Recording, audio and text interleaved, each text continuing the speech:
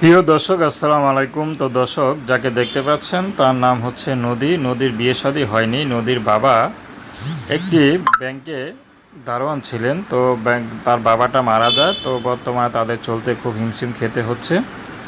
তো শেষমেশ তারা ঢাকা থেকে গ্রামে এসে পড়ে। তো তার মা আছে, তার ছোট একটা ভাই আছে, আর নদী আছে।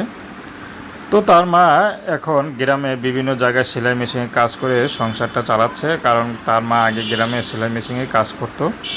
যখন তার বাবা ঢাকা পোস্টিং হয়, ব্যাংকে চাকরি হয়, তখনই তার ফ্যামিলি নিয়ে এসে পড়ে।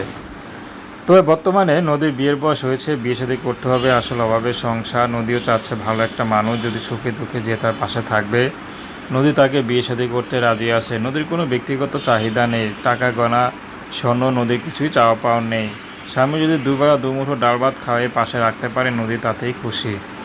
তো দর্শক, এই ছিল নদীর জীবনের সংক্ষিপ্ত জীবন কাহিনী। তো প্রেম, ভালোবাসা, বিয়ে শাদী করা একান্ত আপনাদের ব্যক্তিগত ব্যাপার। আসুন আমরা ৫ ওয়াক্ত নামাজ পড়ি, দেশের সেবা করি।